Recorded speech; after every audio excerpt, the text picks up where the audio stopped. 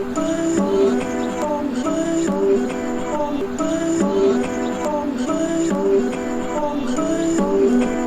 just trying to make it all make sense. More You No podcast. Today I want to discuss aspects of persistence that Napoleon Hill shares in his book Think and Grow Rich. In order to craft a life of significance and find success in anything, you must be persistent. Luckily, persistence is a state of mind, and what this means is that it can be culminated. So I want to elaborate on the causes behind persistence, a series of weaknesses which must be mastered in order to gain persistence, and lastly a 4-step process to develop persistence. And I now want to go through Napoleon Hill's causes of persistence. These are aspects that create persistence in someone.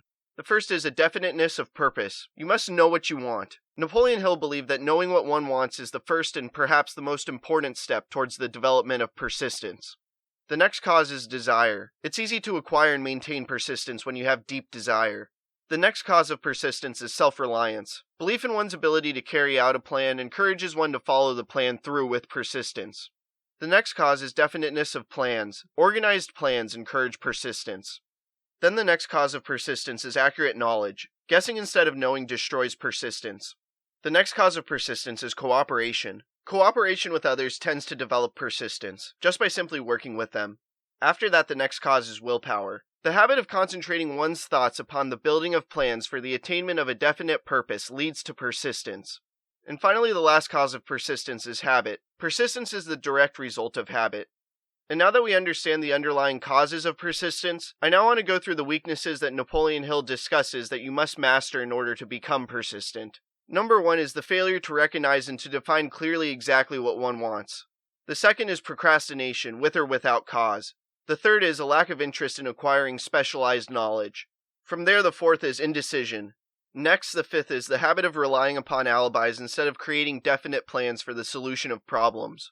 Then the sixth is self-satisfaction. There is very little hope to develop persistence for those who suffer from self-satisfaction.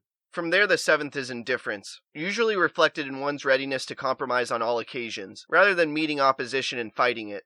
The eighth weakness is the habit of blaming others for one's mistakes, as well as accepting unfavorable circumstances as being unavoidable. Then the ninth is weakness of desire, and this is due to neglect in the choice of motives that impel action. Then the 10th is willingness, even eagerness, to quit at the first sign of defeat.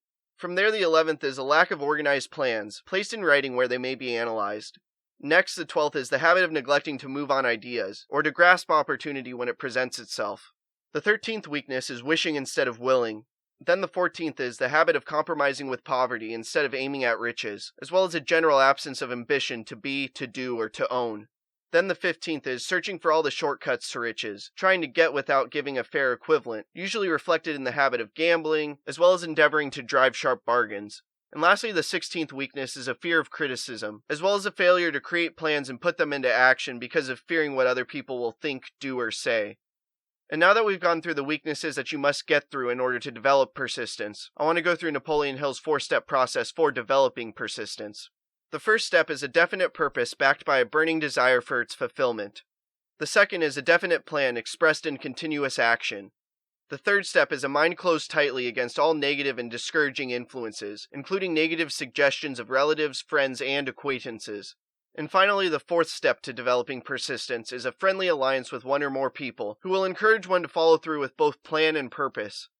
By going through these 4 steps and developing persistence, you'll gain control of your economic destiny. It will lead to freedom and independence of thought. It will lead to riches in small or great quantities. It can lead to power, fame, and worldly recognition.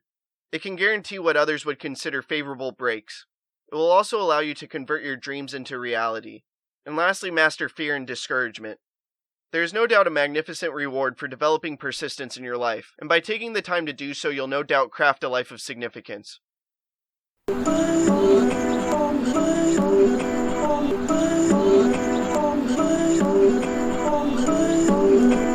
just trying to make it all make sense.